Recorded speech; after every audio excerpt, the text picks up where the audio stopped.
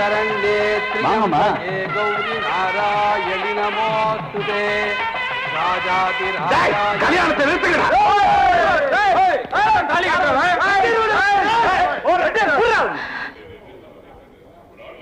என்னங்கடா ஊரை விட்டு ஊர் வந்து கலாட்டா பண்றீங்களா? எதுக்குடா கல்யாணத்தை நிறுத்தணும்? எடுற அமைச்சர் வாழ. ஏய், எனக்கு அருவாள் எடுக்க தெரியும். எடுத்தா என்ன ஆகும்னு உனக்கும் தெரியும். மாப்பிள, யார் இவங்க எல்லாம்? எதுக்கு தகராறு பண்ண வந்திருக்காங்க? அது வந்து மாமா ஒண்ணு இல்ல. ஐயா, நாங்க அரசம்பட்டியிலிருந்து வரோம். என் பேரு செந்தூர பாண்டி. என் தம்பியும் பொன்னம்பலம் தங்கச்சியும் ஒருத்தர் மனசார விரும்புறாங்க. அப்படி இருக்க விருப்பமில்லாத அந்த பொண்ணை வலுக்கட்டாயமா இந்த ஊருக்கு தூக்கிட்டு வந்து இந்த கல்யாணத்தை நடத்த முயற்சி பண்றான். இது எந்த விதத்துல நியாயம்? ஏமா, அவங்க சொல்றதெல்லாம் உண்மையா? ஆமாங்க.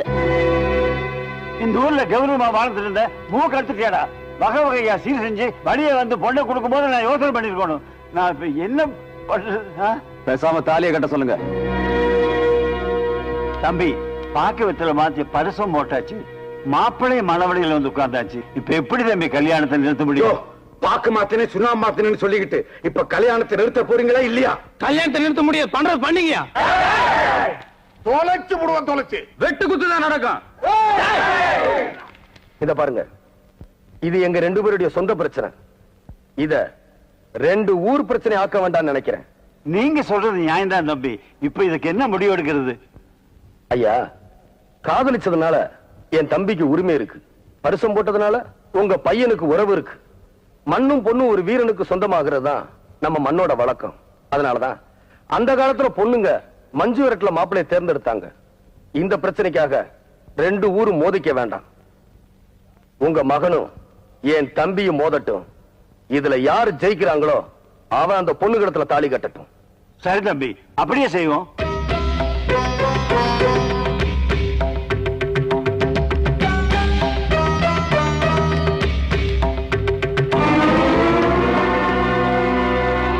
தம்பி, நீங்க முடிவு செய்த மாதிரியே ரெண்டு பேர்த்துல யார் இந்த தாலி எடுக்கிறாங்களோ அவங்களுக்கு தான் அந்த பொண்ணு. விஜய், நீ காதலிச்சது பெருசு இல்ல. இந்த போட்டியில ஜெயிச்சு புது மாப்பிள்ளையா நம்ம ஊருக்கு வா. நான் செந்தூர பாண்டி தம்பின, எனக்கு தோல்வின்றதே கிடையாது. என்ன ஆசீர்வாதம் பண்ணுங்க. அப்பா, அவன் தலையை சீவிட்டு தாலியை கையில எடுக்கிறேன். என்ன ஆசீர்வாதம் பண்ணுங்க. விளையாடுறா? விளையாடுடா. உட்காருங்க மாமா.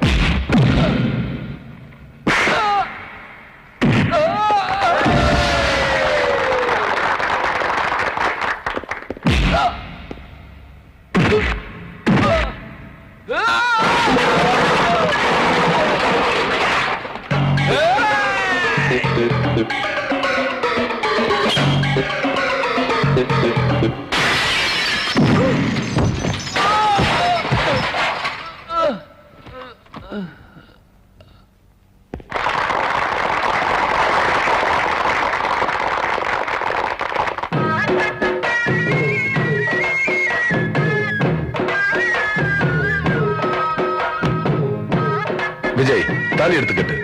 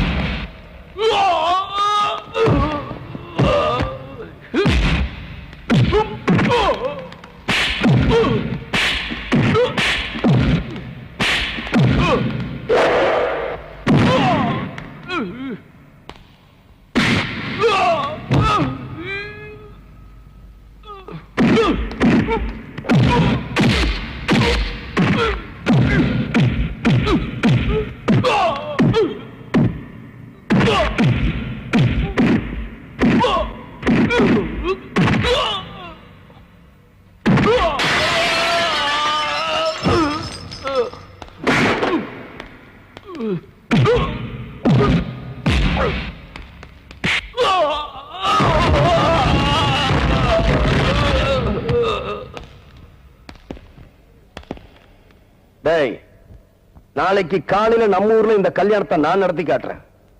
உன்னால முடிஞ்சா நிறுத்திப்பார்.